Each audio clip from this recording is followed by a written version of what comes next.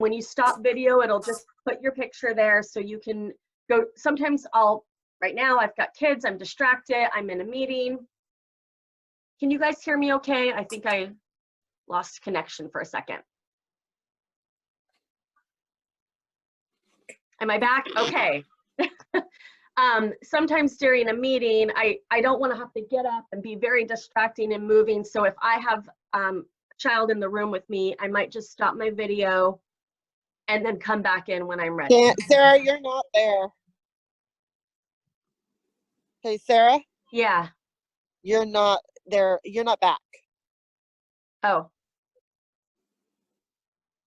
Am I back now? I see you. No, yes, she is. Now.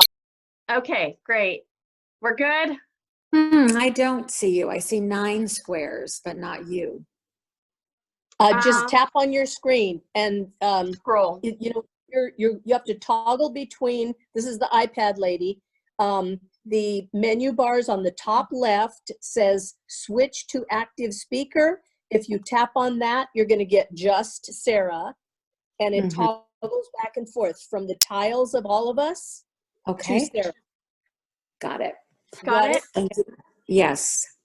Great, thank you. Did you guys hear me during that segment? I know sometimes if I go out visually, but you can hear me audio. No, okay. I have yeses and I have no's, so I'm gonna just briefly repeat. Yeah.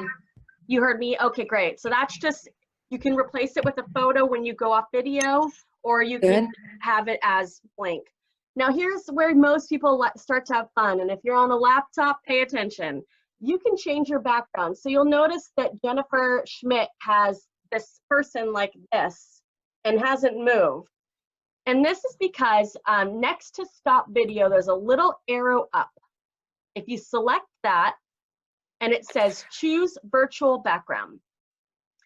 And when you get to that screen, you can actually put yourself in whatever image you want. You can go on the internet and find your favorite rainforest or creek or the Golden Gate Bridge, or you can go into space. Or when I do my sister's Zumba classes that she's doing every day at 10:30, this is my little workout room. So you can actually, this is my company logo, although I think it's backwards, but you can actually put yourself anywhere you want. So it looks like Dean figured it out. And Dean, if you go and Helen put it in that same setting, there should be a box that says, I have a green screen, and it might be checked.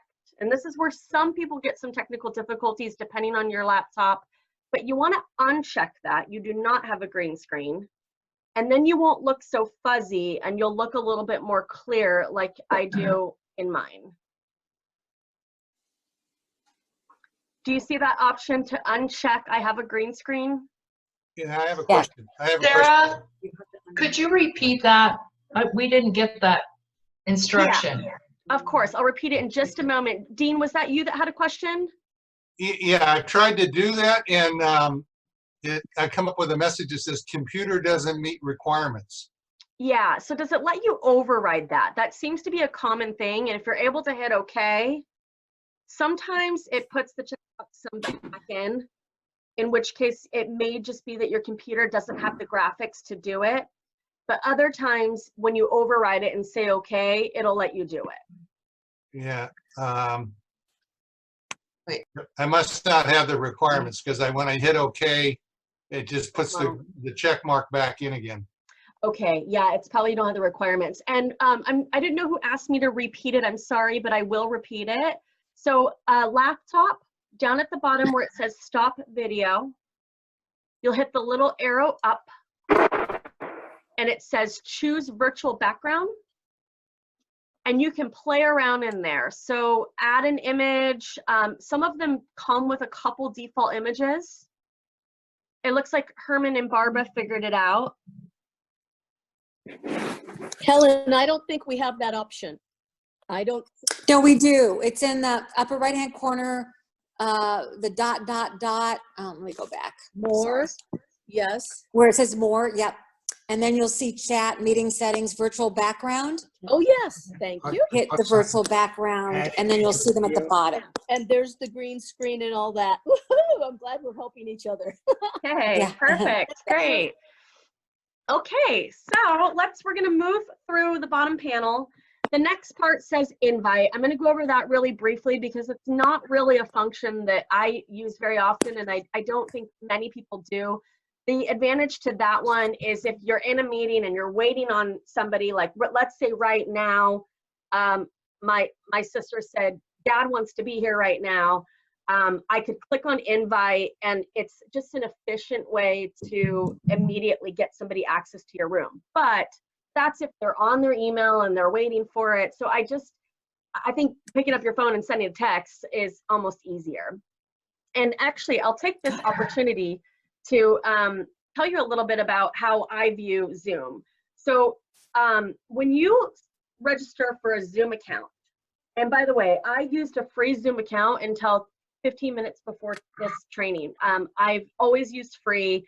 The main difference between the free and the paid for is that you get a 40-minute cap. So with the free, at 40 minutes, it's gonna shut everybody out. With the paid version, it's unlimited time length. And so it's the quality, that's your internet connection or your bandwidth on your phone or how much cache you need to clear on your internet. That is not because you have a paid or unpaid version of Zoom. The free version is completely sufficient for what most of us would use it for, including if it cuts you out at 40 minutes and you jump back into your room, everyone can come back again and do another 40 minutes. So the way I talk about Zoom is when you register for a free account, or in my case, I just upgraded finally to premium, but that's because I'm working with clients and I need to be able to go more than 40 minutes. You get assigned a number. So when you clicked it, when you saw the message about this training, you may have even clicked on it and it put you into Zoom and you sat there and you're like, okay, and then you probably left and then you came back at 4:15. So that's my room number. And if you think of it as like a room, you can pop in and out of that room. So if you have a free account and you pop into your Zoom room, you can play around with everything we're talking about and just get really comfortable with it all. And it doesn't impact anything. It's just your own free room. So I would encourage you to download a free Zoom account. And whenever you need to invite someone to your room, it's that zoom.com, whatever the main address is, I can put it in the chat room / whatever your room number is, and it doesn't change. So when you're doing an invite, if you know, like I finally wrote my number down. If you're starting to want to send it to a lot of people, hey, let's have a coffee or lunch. I wrote my Zoom number down on a little sticky right here so that I can just easily put it in a text message. These are my numbers, and it can grant anybody access to my room. So next to invite, again, bottom bar, when you hover over, that little box pops up and you're seeing all of these different options. The next one over is participants. And this is where you, me as the host, I have a quick view of who's in the room. I can do a search to find people. So if I've been in a lot of meetings that have like 80 people. And so if, where is Carolyn? I want to send her a message. I can write Carolyn. I can see we have a Carol Reed here because it popped up in my search, and I can see that she's muted and her video's off. So it's a real efficient way to find people in the room and see what they're doing. This is also where me as the host, I can mute everyone. I can unmute everyone. So now we can hear everyone at the same time. Yay! And I'm going to mute back up just to keep it consistent. That's right. Shut up, everybody. And so, Dean, I'm going to give you the honor for just a moment, and I'm going to make you the host. You can see, if you look now, you're on a laptop, scroll to the bottom, it says Manage Participants. Mine now just says Participants, so I'm more limited on what I'm able to do right now. But you'll see that you've gained control now. And you can also see if you scroll over somebody's video or picture and hit the ... your options have now grown. It used to just be chat and video, and now you've got a lot of options. Right. Yeah, I see a lot more there. Yeah, exactly. Okay, so I'm going to ask to be host back. If if I can remember how to do that. Reclaim host. Here we go. All right. I'm like, oh, I forgot how to do that part. That's you're the host now, Dean. No, I got it. Okay. Yeah. So that's the main feature under participants. The next one is another. Oh, and I think I saw. Yeah, Joanne, you had a hand raised. Hi. Oh, we can't hear you, Joanne. Oh, that's because you're on a phone number, I think. Okay, Joanne? No? I'll try to check the chat because I can't hear you, Joanne. I'm sorry. I'll check the chat. Okay. Give me one moment. What's going on here? And I just want to make sure I'm addressing everybody. Dory, I see my name, but no. Okay, so Dory, that's a great question. You see your name and not your picture.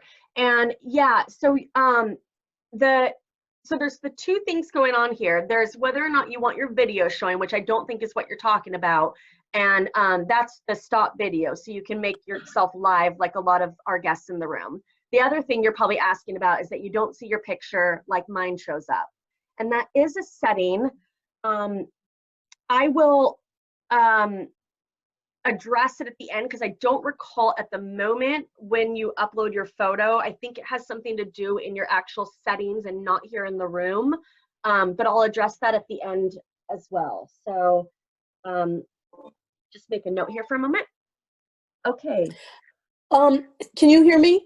Yeah. I'm just getting a text from Joanne Fry, and Uh-huh. I just sent her one that says the teacher's trying to reach you. Let me see what hers said. Ask her what I need to do. Talk to her. I guess she wants to be unmuted. Okay, got it. Yeah, I unmuted you. And are you on a laptop or a phone? Joanne, laptop. No, phone. Phone. Okay, it's probably because when you first log in on a phone, it's going to ask you if you want to dial in for audio. And I think that feature disappears if you don't select it. So it may be, and what you can do, is there another iPhone user that knows how to get the audio when you didn't do it initially?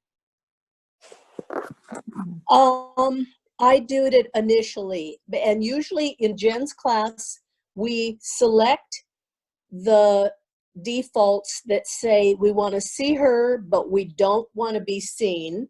Mm-hmm. But somewhere along the line, we got a message about your class this morning that says, don't set it up that way, allow the video and allow the sound. Yeah. So I didn't do anything to those toggles when I first logged in, but I don't know about once we've logged in. Okay. Joanne, is the last 4 digits of your phone number 3388? No? No, she's above. I see her on my list, Joanne Fry. Yeah, I know, but sometimes it duplicates the phone calling in. It shows up as 2 boxes. So I was trying to figure out if this phone number was her. Joanne, I think it's probably a call in via device pop-up that comes up. So again, I'll try to address that a little bit later. Okay. I have two Lucy. phone numbers for Okay, Joanne. Okay. I have two phone numbers for Joanne, and neither of them were that one. Yeah, I figured someone else chimed in who it was, so we're good. Okay, so and Cheryl asks another question. How do I invite someone to Zoom with me? Do I have to call them or email them first? Good question. Excuse me, getting some water in. Cheryl, are you talking about like if you want to have a one-on-one conversation, how you would set that up? Do you have an account? I'm sorry, what? I can't. How do I? Can you hear me? Yep, you're good. Oh, okay. Yeah, I'm thinking of my students where they don't speak a lot of English, and I'm trying to get his family to use Zoom with me so I can have a face-to-face visit with him instead of on the phone. Yep. And so I'm wondering how to do that.